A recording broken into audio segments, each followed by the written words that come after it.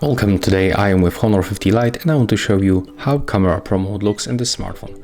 So to enter the pro mode you have to go for the more modes and then select Pro. So right now I'm gonna show you all of these features that we can manually set up.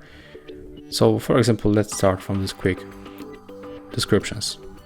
You have to tap on the information icon, and once you make it, you'll get a description of every feature that you can find right here. So that's very short information, but goes straight to the point, and it's very useful to get it open and read what kind of the parameters we can set up and what they give us basically.